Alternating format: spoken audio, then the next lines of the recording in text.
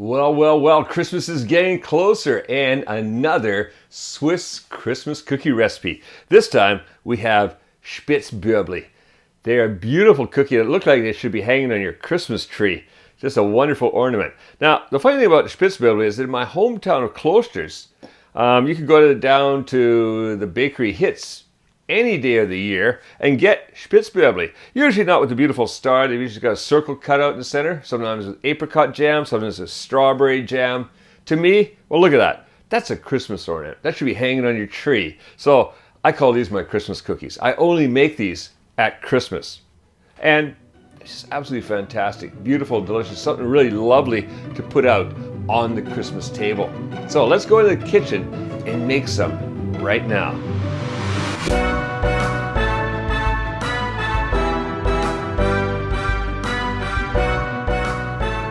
To make our Spitzbüebli, we've got a couple of ingredients here. We have flour, actually 2 cups of flour, but divided into 1.5 cups and a half cup for later. Here's a half cup of cold butter cut up into cubes, at least a ½ inch or smaller, or that's like 12 millimeters or smaller. Here is 1 cup of icing sugar, a pinch of salt, a teaspoon of vanilla, and 1 egg.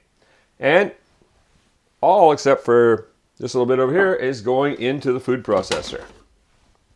So let's toss 1.5 cups of flour in there. The butter, let's get that butter in between there, spread out across a little bit. The icing sugar.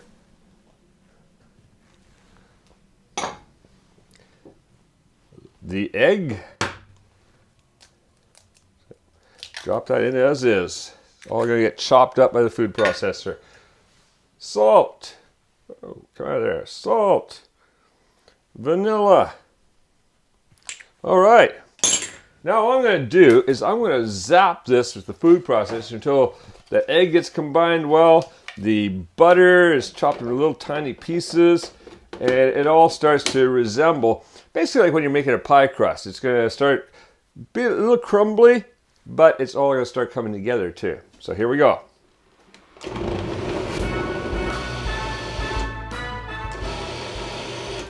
Let's have a look at that. Now you can see it's like this, but you can squish it together.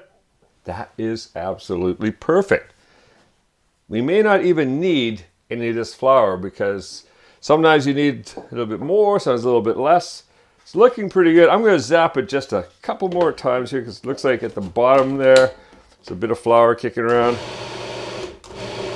In this case, you just kind of do the pulse. Oh yeah, look at that. Now it's coming together.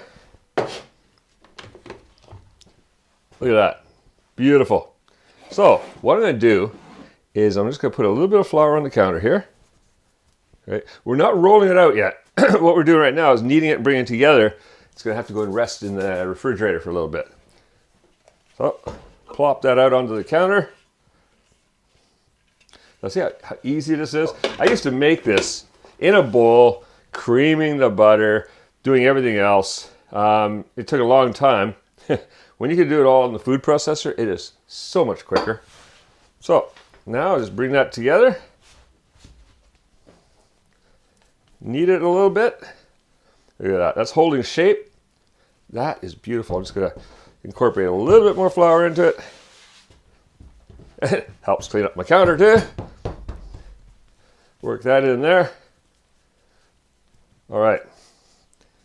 You see this, if you pull it apart, it's kind of like a plasticine, something like that, right? It's very plasticky, molds well, not melds well, but well, I guess it melds together too. And yeah, you can form something out of it. So that's perfect. See, this time we didn't need all this. That's why I say 1.5 to 2 cups of flour, depending on the flour, the weather conditions, everything else. So let's take this. I'm going to wrap this up in some tin foil. I'm going to take it and just flatten it down a bit. Make it like a giant hockey puck. Put that in there. Wrap that. That's going to go in the refrigerator now for about 30 minutes just to chill off a bit, and then we're gonna make our cookies. All right, that has been chilling in the refrigerator for about half an hour. So let's unwrap it. Looking good. Bring that out of there. We don't need the foil anymore. So, one of the things I like to do, you can either put a little bit of flour on the counter. I like to use a little bit of icing sugar. Just a little sprinkle of icing sugar. A little sprinkle, says he, and a whole bunch comes out. You can just kind of spread it around a bit. Just down on the counter, rolling pin, and away we go. Now, you want to roll this out to a little under 1/4 inch thick. So about 4 millimeters.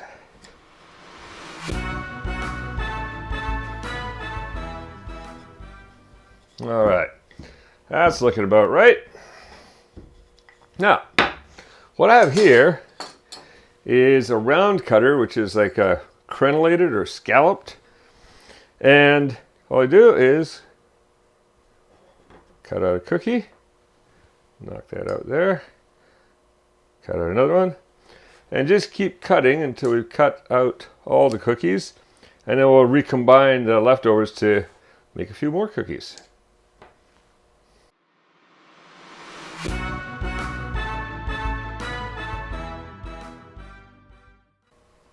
Now, got some left over here. All we do, if you remember when we did the gingerbread men, same thing, just recombine this all together. Just give it a little knead to make sure it all sticks together. And then I'm just going to put a little bit of dusting there. And again, we'll roll this out to just the right in thickness. If it gets sticky, just put a little icing sugar on the roller too. There we go. See, it's starting to warm up again, so it starts to get a little stickier.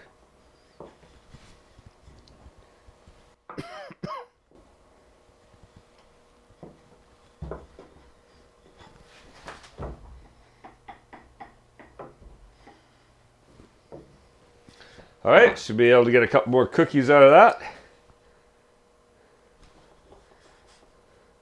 Oh, it's getting a little sticky. Starting to heat up now. So, just bring that over here, like so. Get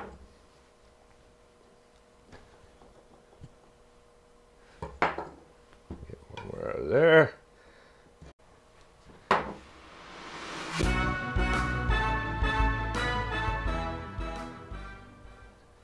All right, so what we have here now is 18 pieces of cookie, which is going to make us 9 actual cookies, because now half of these, 1, 2, 3, 4, 5, 6, 7, 8, 9, we're going to cut the center out with a star. Or you can use a round shape, whatever shape you want. What we want to do is we cut that center out, because that's where you're going to see the jam poking through.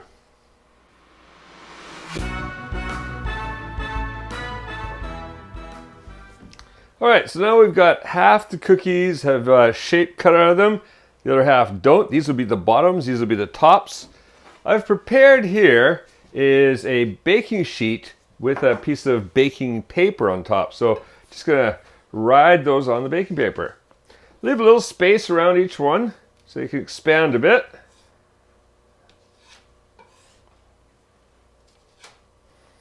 I'm gonna do about half and half right now. We're going to do a couple of batches. That oven over there is heating right now, and that's heating at 350 degrees Fahrenheit or 180 degrees Celsius. These are going to go in the oven for about 10 to 12 minutes. What we're looking for is when they come out of the oven, they should be dry on top and just have a little bit of a crinkly texture to them from the baking. So, all right, that bunch is going to go in the oven. I've got a few left over here. I have dough from the cutout hearts. what I'm going to do is I'm going to chill that for just a couple of minutes while that first batch is baking, because it's gotten quite soft. And if we chill it a little bit, again, it's going to be easier to work. All right, these are going to go in the oven now, 10 to 12 minutes. Then we'll bring them out. All right, these have been in the oven for 10 minutes. And you can see, dry on top, a little bit of a crinkling. Perfect. That is great. You wouldn't want it any longer. You see this one's starting to brown already. So if you had it any longer, like if you went the full 12 minutes in this oven, would be too brown. So 10 to 12 minutes. Now what we're gonna do now is let these cool on here for just about a few, maybe half a minute.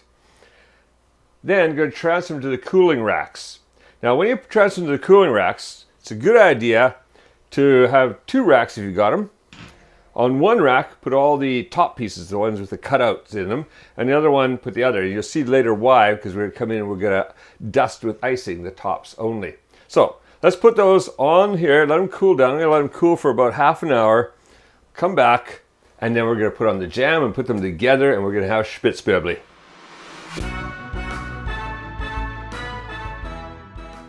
So those cookies have been cooling for about half an hour, cool to the touch. Now, we have here the tops. What I'm going to do with the tops is just give them a light dusting of icing sugar. There we go, that's the snow, Christmas time.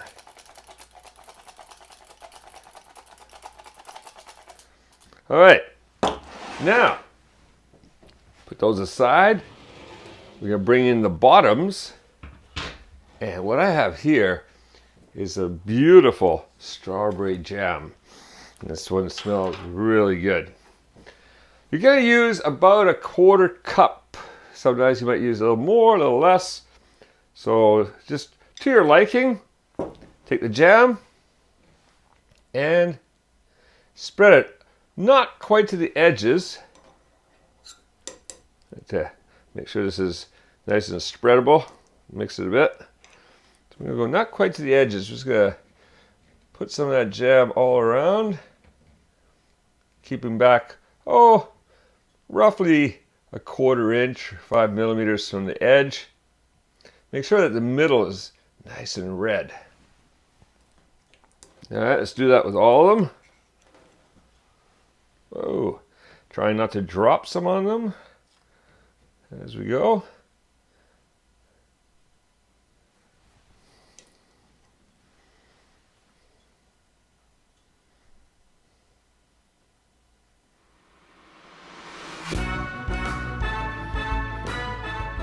All right, so I go quite liberal with my jam, so probably used a bit over a 1/4 cup of jam, close to 3/8 of a cup. Now, all we do is take the tops and sandwich them on there.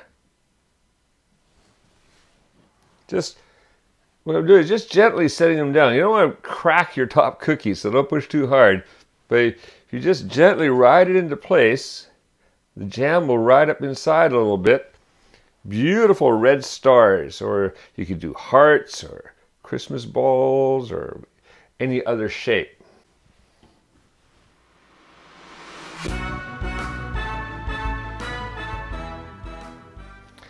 And there we go. Some really nice, delicious, colorful Spitzbüebli for Christmas. Enjoy, and Merry Christmas. Now, if you go to the link appearing on the screen, you can get the free printable recipe for Spitzbüebli on our website. So, go print out the recipe, have fun making and eating these wonderful Christmas cookies, and make cooking fun again with Kuma's Kitchen.